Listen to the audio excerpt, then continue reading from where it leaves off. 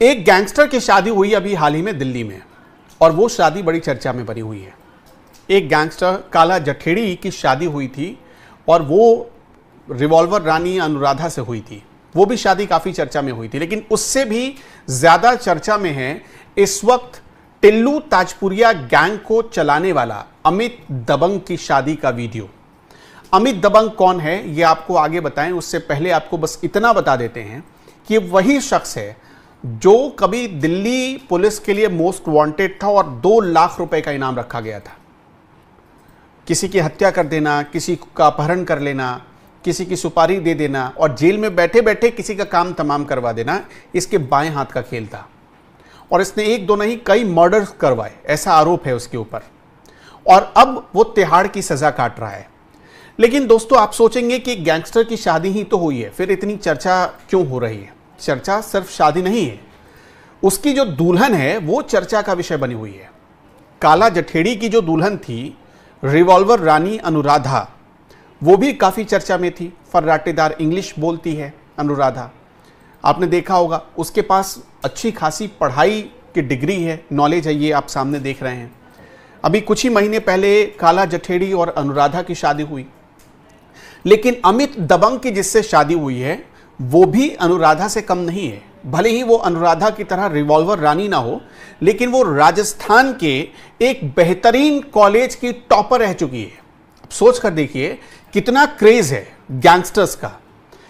मैं ये वीडियो आपको सिर्फ इसलिए बता रहा हूं, दिखा रहा हूं, ताकि आप ये जान पाए, समझ पाए कि गैंगस्टर्स का कितना क्रेज दिखता है। सोच कर देखिए आप कि एक अच्छी खासी लड़की जो अच्छे खासे घर से आती है, पढ़ने में ठीक है, टॉप कर रही है, वो एक गैंगस्टर के प्यार में पड़ जाती है। और वो भी कोई ऐसा छोटा मोटा गैंगस्टर नहीं है, उसके हजारों दुश्मन हैं, हजारों दुश्मन हैं। और जो गोगी गैंग के साथ उसके मतलब टिल्लू ताजपुरिया गैंग की जो दुश्मनी है वो तो सब जानते हैं। कोर्ट के भीतर, भाई रोहिणी कोर्ट के भीतर गोलीबारी हुई थी। टिल्लू ताजपुरिया की जब हत्या हुई तब कोर्ट के भीतर हुई थी। वो भी मतलब पूरी दुनिया उसके बारे में जानती है। अब जो बड़ी बात है कि टिल्लू ताजपुरिया की हत्या जब से हुई तब से उसके गैंग को अमित दबंग ही चलाता है।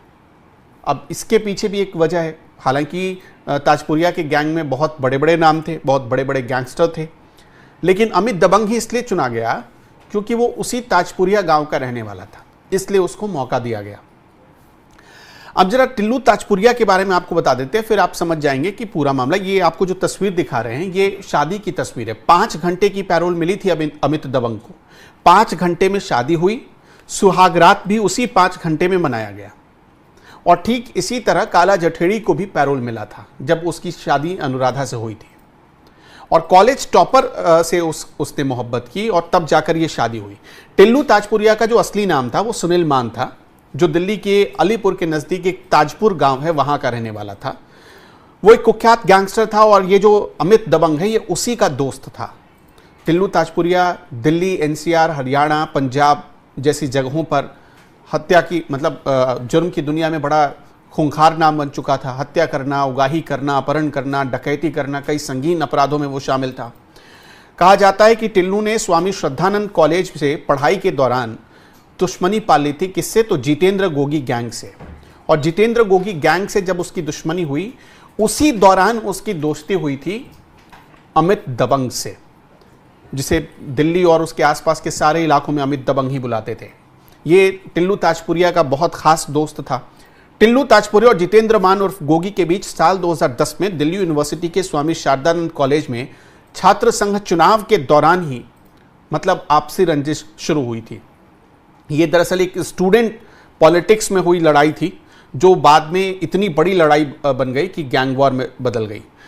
कहा जाता है कि उसके बाद इनकी दोस्ती दुश्मनी में बदल गई। इसी दुश्मनी ने दिल्ली के बाहरी इलाकों में और खास तौर पर अलीपुर के इलाकों में गैंग वॉर को जन्म दिया। अमित दबंग इसी दौरान टिल्लू के प्रमुख सहयोगियों में से एक बनकर उभरा था।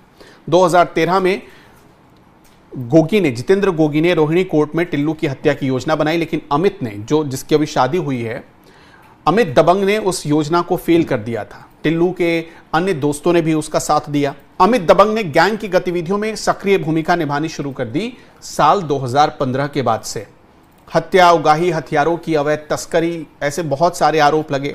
साल 2018 में गोगी के करीबी सहयोगी मोनू नेपाली की रोहिणी कोर्ट के पास हत्या में अमित दबंग का ही हाथ था, जब कोर्ट के भीतर ताबड़तोड़ गोलियां चली थी। 2020 में दिल्ली पुलिस की स्पेशल सेल ने Maharashtra control of organised crime यानी मकोका लगाकर गिरफ्तार किया था अमित दबंग को। 2 लाख रुपए का इनाम उस समय रखा गया था। साल 2018 में ही उसके ऊपर 2 लाख रुपए का इनाम रखा गया। 2020 में उसकी गिरफ्तारी हुई। 2 मई 2023 को तिहाड़ जेल के हाई सिक्योरिटी वार्ड में गोगी के 4 सदस्यों ने टिल्लू ताजपुरिया की चाकुओं से गोदकर हत्या कर दी थी। वो बड़ा फेमस हत्याकांड है जब टिल्लू ताजपुरिया को चारों तरफ से घेरा गया और चंद सेकंड्स के भीतर इतने चाकू से हमले किए गए कि शरीर में चेहरे को पहचानना बड़ा मुश्किल हो गया था। 2 मई 2023 को तिहाड़ के भीतर वो सीसीटीवी फुटेज बड़ा वायरल हुआ था। यह हत्या 2021 में रोहिणी कोर्ट में जो गोगी की हत्या की गई थी उसके बाद उसका बदला माना जा रहा था। टिल्लू की मौत के बाद अमित दबंग ने टिल्लू ताजपुरिया गैंग की कमान संभाल ली। 2024 में अमित ने जेल से ही अलीपुर गोगी गैंग के एक सदस्य नरेंद्र की हत्या की साजिश रची। अलीपुर जेल में उस वक्त अमित दबंग बंद हुआ करता था और जेल से ही इसने कई हत्या करवाई है। यह हत्या टिल्लू की मौत का बदला लेने के लिए करवाई गई और कहा जाता है कि अमित दबंग ने इसी वजह से पूरे गैंग पर अपना साम्राज्य भी बहुत मजबूत कर लिया। कहा जाता है कि अमित ने अपने सहयोगी विशाल, सागर, सुमित, नीरज और भरत को इस काम में लगाया था। 22 अप्रैल 2024 को इन सारे हमलावरों ने अलीपुर में एक टेम्पो पर गोलियां चलाई जिसमें नरेंद्र नाम का एक शख्स मारा गया था और तरुण यादव घायल हुआ था। दिल्ली पुलिस ने बाद में खुलासा किया और विशाल, भरत और एक मुखबिर हैप्पी को गिरफ्तार किया था। अब इसके बाद वो लगातार जेल में सजा काट ही रहा है अमित दबंग।